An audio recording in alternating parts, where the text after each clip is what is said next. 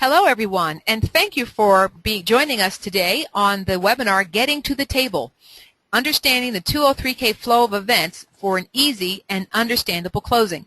I really appreciate you being on the call, and I hope that you will be able to get a lot of good information about the process of a 203K transaction. We have a number of people on the webinar today, and as such, we won't be able to field calls actually live during the presentation, but at the end of the presentation, if we do have some questions, I'll be happy to answer them. So please, using the facility available to you, please type in your questions and we will either respond to them at the end of the presentation or we will be happy to send out a response to you via email.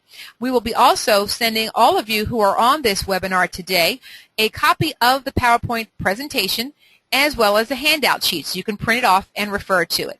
So sit back and get ready for what I hope to be a very educational as well as enjoyable presentation about the 203K process. So before we actually get started with the presentation, I want to basically introduce myself. You know, I believe in the principle that you can't hear someone's words until you can respect the person who's speaking. So I want to give you a little bit of information about who I am. Many of you know me as the creator of the 203K in a Box coaching and mentoring system.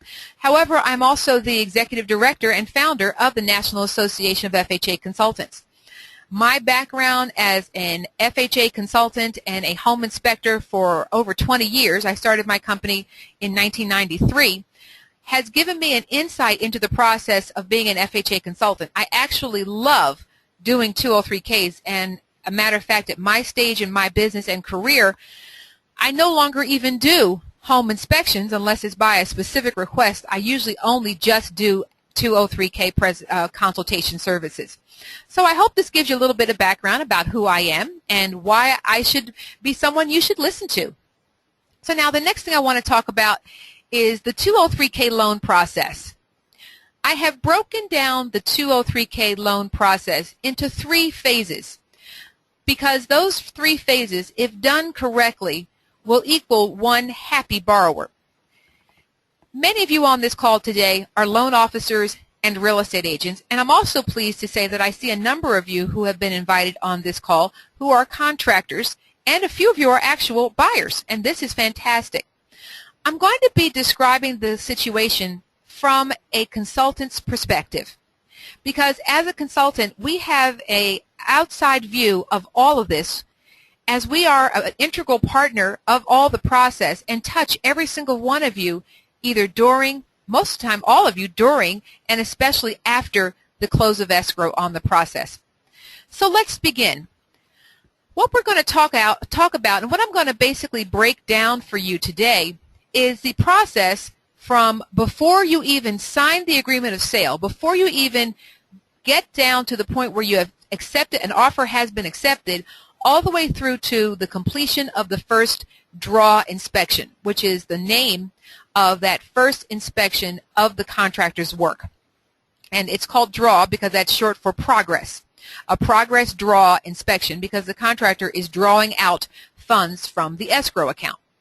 So now, for those of you here on the call, as I just mentioned, we have a large variety of people with different perspectives and backgrounds, and that being said, I may say things in such a way that might be considered common knowledge to some, and for others it might be brand new for the first time. I believe, as Anthony Robbins, one of my mentors, will say, repetition is the mother of skill. So if I'm saying something you've heard before, just remember that repetition and reminding you again as a refresher can help imprint it on your mind. So I hope I'm not going to be insulting anyone's intelligence. I'm absolutely not intending it that way. But in some cases, I'm going to break things down pretty much to their smallest parts. So I hope that's okay for you all.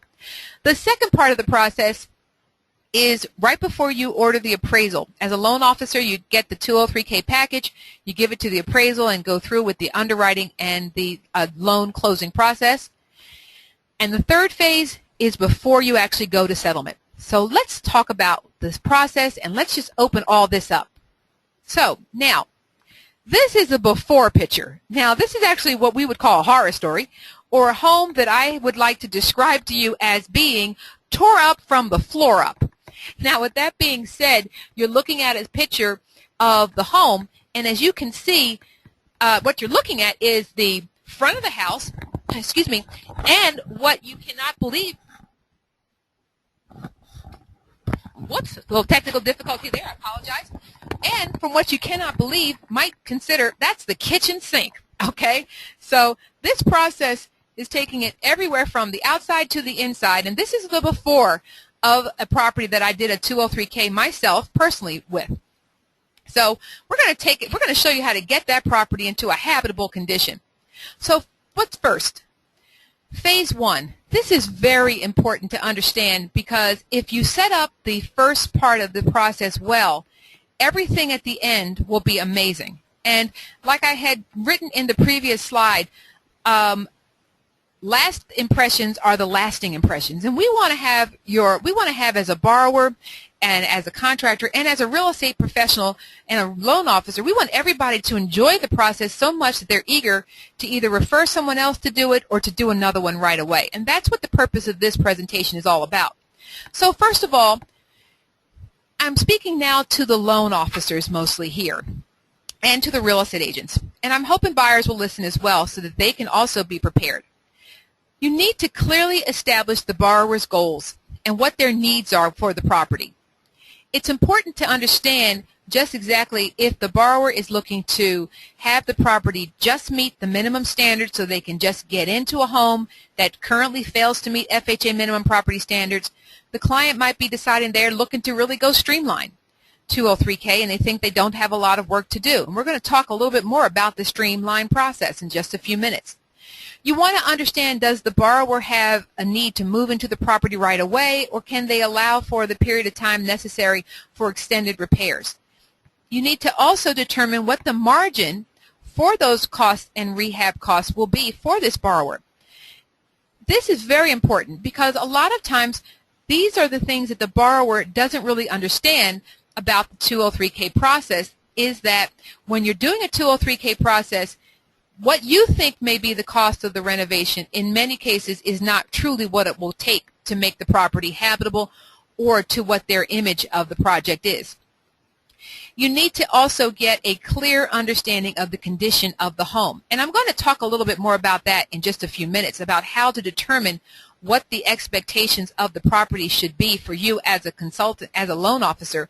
But a couple of important things that need to be really seriously stressed about this property is the issues with regard to the condition of the home. Are the utilities on? Is it vacant? What is the condition of that property? Because that affects how we perform the consultation. And I'm going to talk about that in just a few minutes. And this, I think, would be the best and most valuable thing a loan officer or a real estate agent and a buyer should plan to do, is connect with an FHA consultant before ordering any inspections. Actually, it would not be a bad idea if the FHA consultant is contacted and spoken to even before the agreement is signed.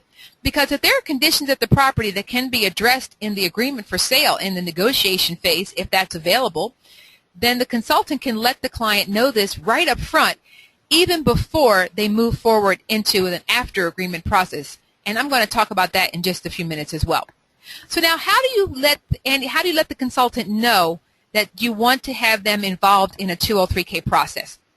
As a loan officer, you have access. Your consultant, your NAFAC member consultant, will have available to you this form. Also, 203K in a box certified members also have access to this form in a PDF form filled document, or if you like, you actually can reference it on the NAFAC website and download it. This is a 203K consultant requests form. It's also a conventional renovation, Fannie Mae, Freddie Mae, any type of renovation mortgage you want to engage in, you can use this form to identify the property to the consultant quickly and easily. And as I said, you can access it on the NAFAC website.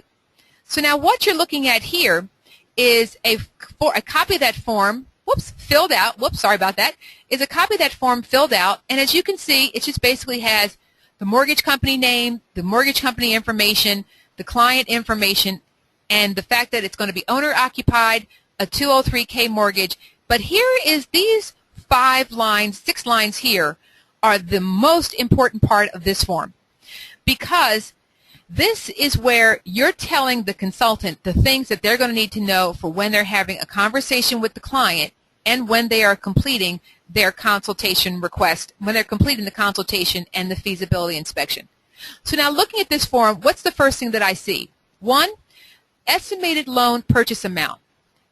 This is telling me as a consultant that the purchase price of the property, what you're going to be giving the seller to pay for the house, is $200,000. Then it says the maximum loan amount. Don't hesitate, and please do put in what is the maximum amount the borrower qualifies for. Many people will put just a small amount of what the client is expecting to add to the purchase. Give me what their maximum amount that they can qualify for, because if, as is usually the case, I identify repairs that were not that in the borrower's original plans for the property, that number of what the repair amount is going to increase. And so I'm able to discuss with the borrower, whether or not this is a feasible project based upon that number of actual maximum loan amount.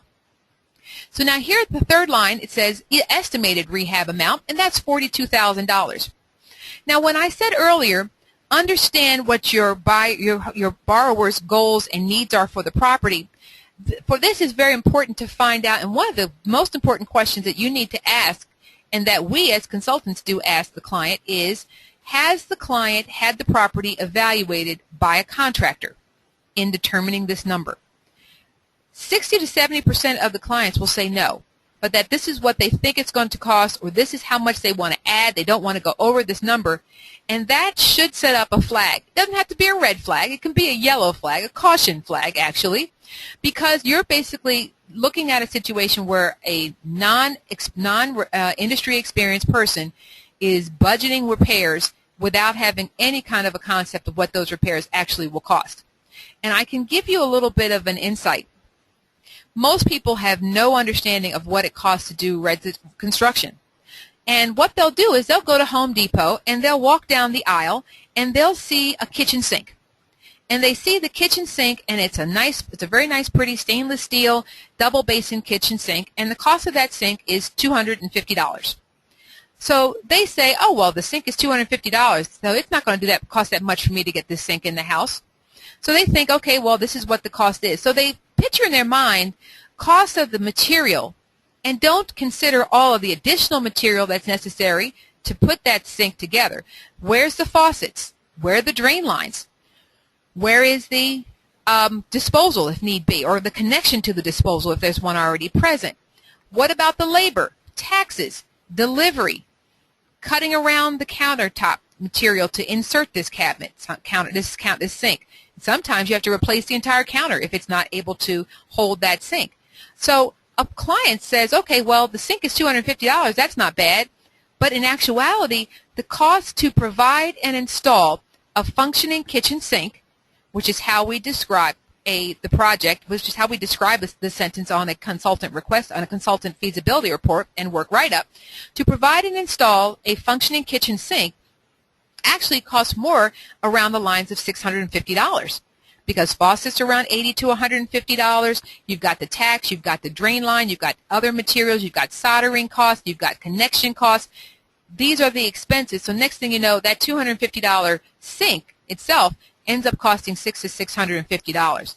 And that's why we ask you to always give us that maximum loan amount, because usually a borrower is unfortunately 100% wrong on what that estimated repair amount is, especially if they haven't had involvement by a contractor.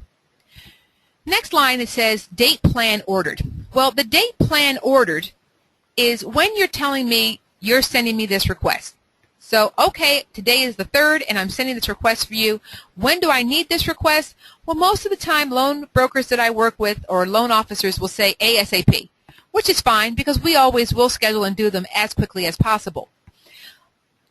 However, you need to know that the typical turnaround time for a FHA consultation report is usually 3 to 4 business days from the date of the actual inspection.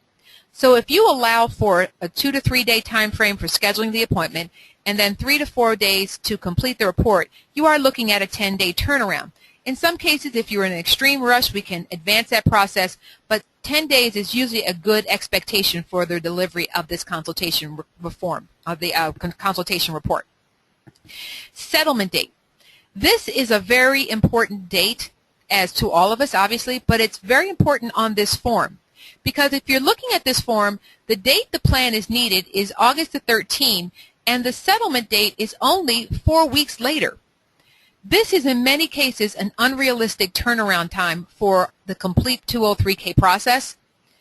And what you should really be, and this is why we strongly recommend that the consultant be, actually I'm sorry to say this because it's kind of like an alliteration, the consultant should be consulted before you sign the agreement, because you want to allow enough time from the execution of the agreement and the settlement date to easily allow for all of the 203K pre-closing activities without running the risk that the client could be outside of contract because of a be found in default from failing to make a settlement as required.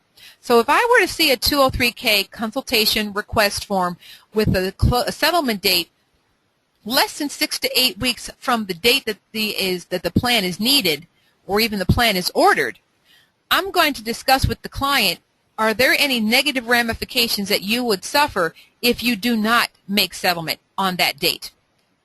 For example, if the property was being sold as a short sale or a foreclosure, and the settlement company says to the client, well, if you can't close on the 15th, you're going to be in default, and we're going to keep your deposit and put the house back on the market. And so this is why that date is so critical to the process, and letting the consultant know that as early as possible will help advance the process. So let's look at the flow of events. Now, there's something new in the world of 203K rehab, and that is the FHA Minimum Property Standards Reporting System. This is a process that is offered by all NAFAC, all 203K in a Box trained consultant, and many NAFAC member consultants. This is a report form that provides you a very streamlined and very easy to read checklist form that only identifies whether or not the property passes FHA minimum property standards. This is a great tool and usually costs substantially less than a home inspection and a consultation service. It's a quicker report. The actual consultant does not, or inspector does not go on the roof of the property. They will not do any invasive inspection. No inspector does pre-purchase. But they give the information that helps a buyer know where they need to go. So anyone actually who is purchasing a property with an FHA mortgage should consider having an FHA minimum property standard inspection to see what their next steps are. And like I said, in many cases, the cost of that inspection is usually $190, $200, $250, whereas a typical home inspection ranges from $350 to $500. So, depending on the part of the country you're in. So let's take the flow of events. The client has a FHA MPS conducted, and the consultant identifies that there are no FHA required repairs that an appraiser would typically call out to the property. Fantastic. This customer can now move forward with a regular FHA 203B standard loan. Fantastic. If it does not pass, the client then would be able to move on to the 203K rehab process. And it also will let the client know what type of 203K loan they can qualify to utilize. So what is the flow? And so this is where we talk about phase 2. Giving the appraiser and the underwriter what they need so that you can get to the settlement table as fast as possible. This is where the 203K process in some unfortunate situations slows down to a crawl. And in some cases, stops altogether. And this is so frustrating and unfortunate, especially when people are so excited about processing the property, about the process of the 203K. All these things can be corrected if it's done right from the start. So what are the things that I want to talk about? And I mentioned a couple slides back that I would go into these things. Are the utilities on? This is very important, because if the utilities are not on and testable at the time of the consultation, The consultant who is reviewing the property will, in most cases, 9 times out of 10, increase the contingency reserve amount of this rehab up to the maximum of 20% to cover the possibility, which is higher, that after closing there are going to be unforeseen problems that will arise once those utilities are turned on. Now, that being said, this is why it is so important that a consultant is reviewed or brought into the process as early as possible, because you can actually maybe delay signing the agreement or make it clear to the seller of the property that we will not be able to schedule any inspections until the utilities are turned on. Or if the utilities will not be turned on, is it a possibility, is it probable that the borrower can have the utilities turned on in their name for a one-time startup and test for the inspection? And researching what the cost of that service would be, and is it even feasible. Now, granted, if the home is a gutted shell like the picture that I showed you that has no utilities or no plumbing lines or no heating lines or etc., obviously they're not going to be turned on. But then again, we are obviously going to be going straight to a 20% maximum contingency because the risks on home in such poor condition are great. But why this is important, and the question might be asked, well, why not just make all 203Ks a 20% contingency? Well, the reason is that in some cases that actually can make a client, a borrower, not qualify for the mortgage. If you have in this case we had a $40,000 rehab amount that the client is trying to qualify for. $40,000 at a 10% contingency reserve is $4,000. If we have to raise that contingency to 20%, that's an additional $4,000 added to the mortgage, which makes the contingency $8,000, which means on top of the purchase price of $200,000 and the cost of the $40,000 repair, we're going to add $8,000 more for that contingency. That now gives us a total repair amount, not including fees plus mortgage, of $248,000. Then when you add additional appraisal fees and title update and other fees, you might make it so this client is actually knocked out of their qualifying ratio. And that $4,000 could be the difference between them qualifying for the mortgage and not qualifying for the mortgage. It also is definitely going to be an increase in the monthly payment and the interest that's being accrued and other areas. So what is the cost typically of having utilities turned on for a one-time startup? In most areas of the country, the cost is usually under $500 or $600. And that really, let's look at it. All right, we're talking a $500 or $600 before settlement fee on the part of the buyer, which might be negotiated with the seller if need be, or a $4,000 cost to be added in a mortgage extended over 30 years. As a consultant, my office and most consultants will explain this to the client when we speak to them at the first appointment call and give them the opportunity to see if they can get the utilities turned on. This slows down the actual scheduling of the consultation if the borrower wants to try to get those utilities turned on. And so that this can be identified before the agreement signed, researched and determined before the consultant is actually scheduling the appointment, everyone knows up front what exactly is going to take place. And in some cases, I've had savvy real estate agents renegotiate the sale price based upon the fact that because the utilities were not able to be on and an additional higher fee had to be charged to the borrower, that the seller was going to lower the sale price to offset that additional cost. So for those real estate agents on the call today, this is always something that is a great tool, and it's always hindsight is 20/20. And I've had many agents say, if only I had known this before we signed the agreement, I would have put this in special clauses, or I would have negotiated this, because negotiating after the agreement is signed is always more difficult. Next question to ask and find out, which the consultant will also evaluate with the customer, is this property an REO or a short sale? Now, I mentioned before why this is important, because if it is, and our timelines are not that very long for getting to the closing table, this might be a risk for the client from the standpoint that they may not be able to get all of the process done without risking the loss of the transaction. And another important thing about REOs and short sales is the fact that with the REO and short sale, especially a short sale, in many cases, the agreement might take an extended amount of time before it's actually accepted, and the acceptance of the agreement may be subject to the repairs amount, the 203K process, which might mean that the short sale agreement, in many cases, they look for a very quick closing, and we will not be able to accommodate that in most cases.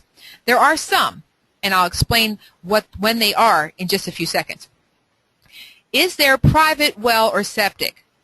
This is one of the biggest things that unfortunately can slow down a 203K process to the point where it dies altogether. You see, if a property has the capacity to be converted to public septic and public sewage and public water, if it is feasible to do so, if there's public water and sewage available in the community, on the block, within a certain yardage of the home, it is a mandatory requirement that that cost be added to the repair amount. And in most cases, the cost to convert to public water and sewage is extremely high, usually in the tens of thousands of dollars. It usually is $8,000 to $15,000, $30,000 in some cases I've seen to convert to public water and sewage. They're making up for the fact that they haven't been able to get a water bill for you for the last 20, 50, or 60 years. This is critical to find out. Is it feasible to connect the property to public sewage and water? That's important to know. Again, as a real estate agent, you'd want to negotiate that beforehand because it's going to be a huge cost added to the transaction. And it's not a good thing to find that out after the fact. Now, let's say there is no feasibility to connect to public water or sewage. Then has that private well or private septic system been inspected recently? It will need to have been inspected and have a past inspection or have documentation of what the repairs will be. It needs to have that within 6 months of settlement. So if they have a 203, if they have a septic report that's over a year old, that will not be acceptable for the 203K process, and the septic inspection and the well inspection will need to be updated for this process. As a 203K consultant who is so concerned about what happens to the customer, I wouldn't be having this discussion with you today. I wouldn't be trying to get this word and get this information out as much as we are at the National Association of FHA Consultants if it didn't matter to me, the borrower, and they are the reason we all are here. I recommend, and I actually would like to scream it from the mountaintops, for a 203K process where it is private well, private septic, have those tests done first. And if these tests fail, find out, get the cost estimate to bring them up to current requirement. Because if you have a $40,000 budget and the property has a private septic system that hasn't been inspected or serviced in 5 or more years, I can close my eyes and stand blindfolded with my back to the property and tell you that this will fail the septic inspection with about an 80% certainty. And the costs usually to pump it out and to repair it or drain it or correct the problems with the septic system start at $15,000. $8,000 I've seen is the lowest I've ever heard. The contractors, septic repair and septic installation companies, they don't even open their mouth without saying $30,000. That's the first thing that flows from their lips, to replace an entire septic system. So if the client we have in this process, I think it was named Samantha Ross, was buying a home, they had a private septic, and it was a foreclosed property, and she needed to have the septic system tested or budget for the whole cost of replacing the septic system, she's looking at a cost of anywhere of $15,000 to $30,000 above and beyond any of the structural or mechanical repairs in the home. So get those tests done before you schedule the consultation, because if it fails that, it might fail the whole process. It might not even be worth it at that point to even move forward with the 203K. It's been a very disheartening concept, and this is why it says, when should the borrower have the inspection performed? When should they have the consultation feasibility inspection? After all utilities are turned on. After it's been determined if the property is going to have enough time to complete the closing based upon the activities that need to take place. After the private well or septic has been inspected. And if possible, after a contractor has evaluated the property. Now, I make that with a caveat. Many times people will have a contractor evaluate the property, and then they will have the consultant come out to do the actual evaluation of the home.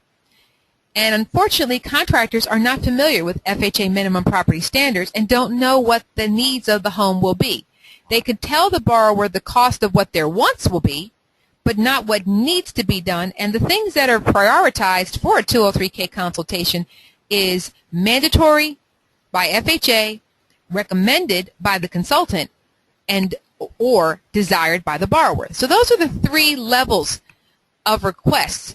And the one thing that must be totally considered is, what are the mandatory repairs? And if the cost to do the mandatory repairs exceeds the maximum amount of the rehab, then the project in turn is not considered feasible. That's because you don't have enough money to do all the things that must be done.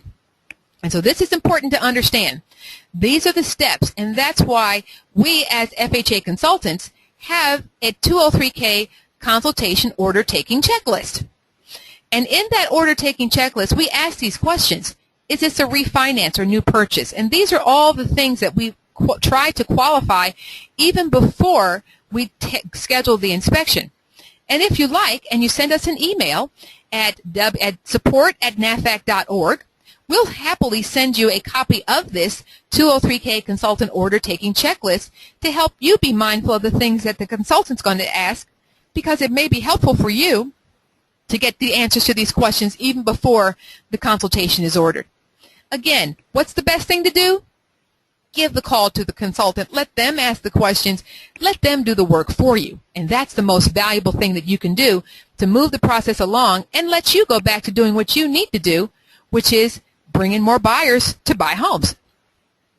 So the second part I want to talk about of phase 2 is the timelines. A lot of people don't understand what the timelines for a 203K process, what they should be and what they can be.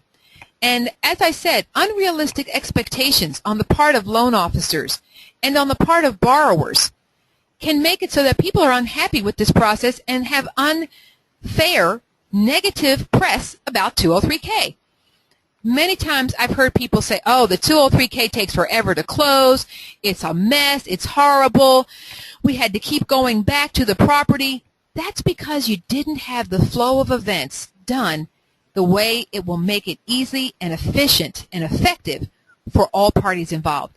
So I'm hoping that this information that I'm sharing today will release a lot of that myth and get rid of a lot of that negative press and show you that, like anything, it's not what you do, it's how you do it. So with that being in mind, the feasibility study can take about 4 to 7 days, as I said, especially to get that report back. And as you can see, it talks that we actually provide you with cost estimates, and we actually will provide information like, is there permits for the municipality that are required and the cost for those permits? If there are architectural drawings that are required, we recommend that you have those done before the consultation, because the consultant will need to refer to them in the cost estimating. And at this point, right after the feasibility study is completed, if the repairs are limited, and we're going to show that in a minute, this is where the consultant would be able to say, congratulations, your repairs are under $35,000. There's nothing structural in nature. You now can move on to the streamlined K process. But let's say it doesn't. Let's say this is more than $35,000 and or it's got structural repairs. The next part is where the contractor bids come in. And you can see it says 5+ days, and it's in a red box, because this is where the stop occurs.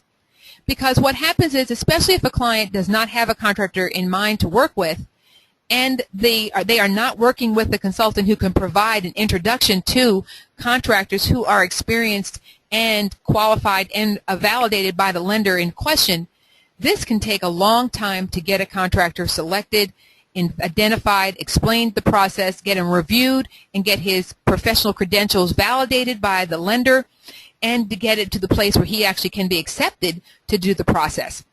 So we recommend that working with a 203K consultant who has a list of contractors for you to refer to, of qualified, approved contractors, will definitely speed the process. In fact, many consultants, such as myself, will provide the opportunity for a small additional fee of conducting what is known as a contractor bid meeting. And that meeting is where we bring all interested contractors plus the borrower together at the property, so the borrower and the contractor and the consultant review the requested scope of work based upon the feasibility report and fill out a bid package, and all the contractors get the same bid package, so they have the same spaces to fill information in, so when the report comes back to the client, they can compare the contractor's bids apples to apples. Because as many of you know, and the contractors on the phone can attest to, no two contractors create a proposal the same. But this forces them to, because as a 203K consultant, we provide the template. Then, this is the easy part. Once the contractor bid has been received by the consultant, it only takes at most 2 to 4 days, sometimes can be done in little as 1 day, to convert that information into the final work write-up format and get all of the documentation necessary to get it to the appraiser. Because at that point, and only at that point, will the appraiser be able to perform his evaluation of the property, because he needs to know what will this property look like and what is the cost of what the home will look like after the repairs are completed, not just what the home looks like today. So you see, the appraisal cannot even be ordered until the final work write-up is completed. So let's go through that process again, another flow of events, because that's what this whole presentation is about, the flow of events. So let's look at what the 203K consultation report form can provide. It is such a valuable tool, and any customer, any borrower who is looking to do a 203K, whether streamlined or not, should consider working with a consultant. So now, we talked about the minimum property standard report, which identifies that the customer can either go on to the 203B or needs to move to a 203K. But when they get that streamlined report, it doesn't give them the description of the repairs, nor does it give them the cost estimates. And that's what a consultant bid form and feasibility report can provide. So now, if the repairs are less than $32,000, and you can see there's a little asterisk next to the K for 32K, then that is a candidate who can move on to the streamline. I say asterisk because I need to make a caveat. If the repairs are less than $32,000 and there are no structural repairs, the project is a worthy candidate potentially for a 203K. Now, some of you might be saying, well, wait a minute, it's up to $35,000. That's correct. But that $32,000 would be before adding, in what most cases, less than $32,000, would be before adding, in what cases, is an additional 10 to 15% contingency. Many loan companies are requiring a contingency to be added to all 203K repair amounts, even streamlined. And many lenders at this point are no longer allowing a client to go forward with the streamline unless a consultant has reviewed the property and completed the feasibility report. This is so valuable to the loan process because it will help eliminate the need for a customer to get multiple bids on the project to validate the cost of repairs. Also, by having a consultant evaluate the property for streamline, it lets you know that all the repairs that must be done to complete MPS are going to be included in the contractor's bid because the consultant will be giving the contractor that bid. So if you are a lender who works almost exclusively or likes to work more so with the streamline, consider connecting with a consultant as in lieu of a home inspection, because this is the report that will be very similar to the inspection but give them the meaty information that they need to go quickly to your streamlined K loan. But let's say it's not less than $32,000. Then we have given the client the bid form that they can have the contractor complete. They complete the bid, the consultant then puts together the work write-up, and then next thing you know, we're at the close of escrow. Everybody's happy. Phase 3. Woohoo! I'm going to take a breather now. No, I'm not. This is where we get to the draw section. This is after settlement. The appraiser got the package. It went to underwriting. Everybody was happy. We're gone to closing, and now we're on the other side of settlement, and this is where the fun starts for the borrower and the contractor. And as you can see in the visual slide I've given you here, the 203K consultant is the hub that actually connects all these parts together. You can see that there's a little bit of interaction with maybe a little bit of interaction between all parties independently, but by and large it is the consultant who actually brings everything together. The borrower should have the most communication with the consultant, and the consultant should have the most communication with the contractor, and in many cases many mortgage lenders don't even speak to contractors. They make them go exclusively through the consultants and the borrower themselves. So this is important, that when a 203K process begins, that the contractor and the borrower and the contractor and the borrower understand that they need to be clearly and consistently communicating with the 203K consultant, as that is going to be the person who will funnel the information to the mortgage holder to get the checks processed quickly and the disbursements effectively received by the contractor. What are some of the important things that the 203K consultant has to keep in mind when they're doing 203K draws? They have to make sure that all the permits are pulled prior to the first draw inspection. They're the ones that the contractor must stay in touch with to review any changes that must be taken after closing. Remember, I talked about the fact that in the beginning of a 203K, before closing, if utilities are off, we can't assess what might happen after settlement. Well, if we do an estimate based upon the available information, and then after closing something unforeseen happens, that's a change order. And those changes to the scope of work must be carefully monitored and carefully reviewed by the consultant for accuracy, to make sure that the proper amount of money is needed and addressed, and that the changes will effectively correct whatever problem has now newly been identified. And the consultant is there to help the borrower understand what a renovation rehab process is about. Many people, most people who do the 203K, have never been involved in any form of construction rehab activity whatsoever. And they are, in many cases, totally unaware of what the expectations they should have for the contractors. For example, as a consultant, I make it clear both to the borrower and the contractor that the borrower should bring requests for any kind of changes to the scope of work, either desired upgrades or what they think to be a mandatory change, to the general contractor that they are working with, and to never talk about making any kind of suggested changes to any of the employees or subcontractors they may find working at the property. Why is this important? It has happened in my experience, and I've been doing this for 20 years, and this has been a very shocking experience, where a borrower has gone to a property to review the scope of work to see how things were coming along, and they walked into a room and saw that on the wall the electrician was busy putting in a regular light switch. And the client says to the actual subcontractor, to the electrician, "Oh, I would like to have dimmers on all the light switches so that I can dim the lights as I walk into the room." And the electrician says, "On all the switches?" "Yeah, every switch in the house." "Okay, fine, ma'am, I'll take care of it." Well, electrician puts the dimmers in because the client, he figures, is telling him to do so. Then the electrician gives a change order invoice to the actual general contractor of $400, because the cost to take out the old light switches, to buy the new light switches, to rewire them, because in some cases you have to put different wiring behind the wall to accommodate dimmer switches, and to do it throughout the entire home, it's a cost increase of $400.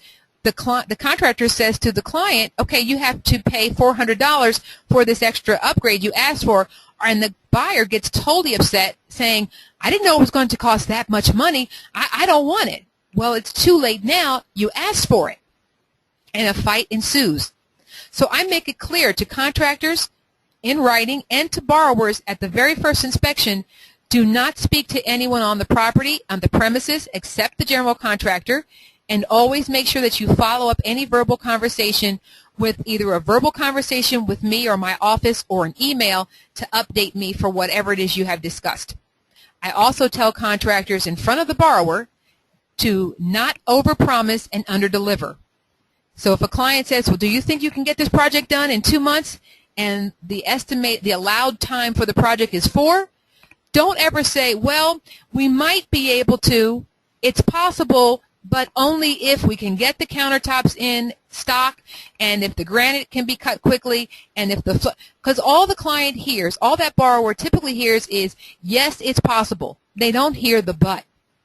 But you as a contractor are saying, I don't think so because, but in reality you're saying possibly, but instead of saying, I don't think so because cabinets take a long time to order, countertop material can take a long time to be measured and cut, this reason. So I think we're going to need to stick with our original timeline. So that's how we as consultants keep it.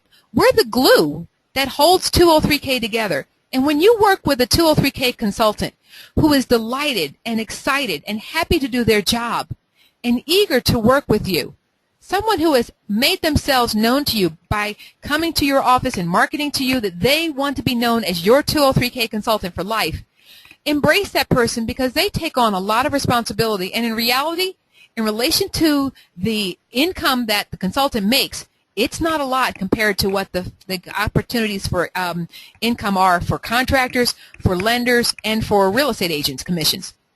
But we love our work, and we love the fact that we are rebuilding neighborhoods one home at a time. And this is the after view of that photo that I showed you in the beginning of the property. And as you can see, this home became the showplace of the neighborhood. It was an impressive property. And actually, because of the activities of the 203K, the next door neighbor actually used that same lender and same contractor to do a 203K refinance of their home to make their home in a better condition because they didn't want to be looking like the ugly duckling. So I hope this has been useful information for you because I hope you have felt, if nothing else, my passion for 203K. As the Executive Director of the National Association of FHA Consultants, I am committed to providing the education and consistency of skill, the competency of our members, and the use and community of this process. This is a wonderful loan process that all of you should embrace. So now we do have a few minutes left on our hour, and I do have time for a few questions. So I'm looking here at the questions that have been emailed over to us, and one of the questions that I have here is a really great question, and the question is, I work with Streamline 203K, and my clients resist paying for a consultant because they feel that they shouldn't have to if they have the appraiser coming into the property. What do I say? Okay, long question, but well written. Basically, you can tell the customer that you have a possibility of not even getting to closing if you and your contractor have not truly assessed all of the repairs that need to be included in the process before the appraiser gets there. Especially if the range of costs for your repairs is right to the edge of the amount that you need for the Streamline. Let's say, for example, you're doing a process and it's $31,500, and the mortgage company that you're working with, $31,500 requires a 10% contingency. So that means that the total cost plus the 10% contingency is $34,650. So if the contractor didn't know that GFCI receptacles are required at all wet areas, and that there is a missing or loose handrail to the basement steps that he calls out that needs to be corrected or replaced, and the total cost of those repairs is an additional, let's just give a reasonable number, let's say it's $700, you now have, the client now has exceeded the ability to have a Streamline 203K, and now has to go with a full 203K, possibly getting a consultant involved right before closing, which can delay settlement and possibly risk the deal altogether if the client isn't able to make the closing. So paying for either a MPF, minimum property standard evaluation conducted by a qualified FHA consultant, or having a feasibility inspection, which usually runs only about between $300 and $400, in lieu of a home inspection, will give that buyer the peace of mind to know, yes, I'm good to go with my Streamline K loan. There's nothing that's going to cause a problem with me getting to settlement with the Streamline, and I'm going to be making sure my contractors get me the proper bids. So explain it to them in that by hiring a consultant to pre-evaluate whether or not the property is eligible for Streamline, in most cases will guarantee or preclude the risk that your deal will not go through. So that was a very good question. Another question is, here, and this is apparently from the scope of the question. It looks like it's coming from a real estate agent. When I write my agreement for sale, do I need to tell the real estate agent, do I need to tell the seller that we're going with an FHA 203K mortgage? Not necessarily. Basically, what you do need to let them know is that the closing will be extended, because of the 203K, but the mortgage amount is still going to be the mortgage amount that they're going to be paid. You do need to let them know that you are getting an FHA mortgage, but it doesn't have to be disclosed that it's going to be a 203K, particularly if you're not going to be requesting the seller to negotiate for any of the items that are on the consultant request form. So answer to that question is no, you do not. Here's another question, and it looks like it's from a buyer. I want to do a 203K on my mother's home, and my mother is still going to live there. Can I do that? Well, actually, unless you are going to be purchasing your mother's home and moving into the property with her as your primary residence, you cannot.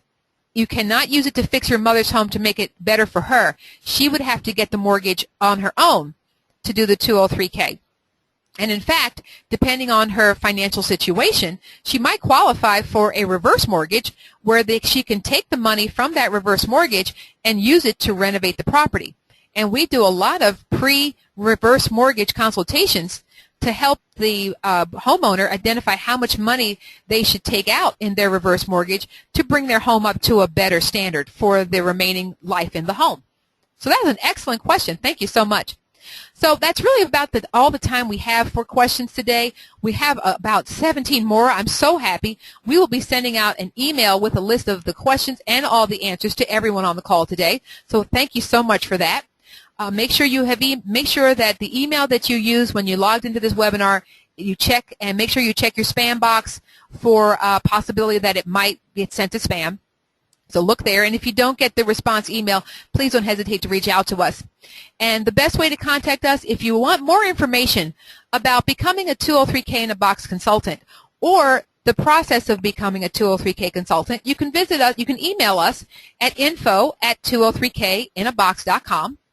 If you want more support, or you'd like to know how to get more details about the National Association of FHA Consultants and our upcoming events, you can reach us at nafac.org or email us at support@nafac.org. And on the website, nafac.org, you can actually buy your copy of my newest book, Insights of a Successful 203K Consultant, How to Have or Run a Trouble-Free FHA Renovation Project. So I know that this is such information that I really think that you will be benefiting from all this, and I cannot thank you enough for your participation on the call. This has been just as much of an enjoyable process for me as I hope it has been for you. And I can see by some of your comments that you really have gotten insight that opened your eyes to the exciting opportunities. Please understand, and one thing I'd like to say, everything that I have described regarding a 203K process can easily be substituted with a Fannie Mae, a Freddie Mac, a home path, a home style, or a conventional renovation process. Any type of renovation mortgage process, these procedures, these steps that I've detailed for you should be considered. So I just want to thank you all so much. It's been my honor, my privilege, and my pleasure to be with you today to share this information. And as I'd like to say to the members of the National Association of FHA Consultants or the members of the 203K in a Box Consulting and Coaching Program, until I'm able to support you again in the future, be outstanding. Thank you all so much for being on the call today.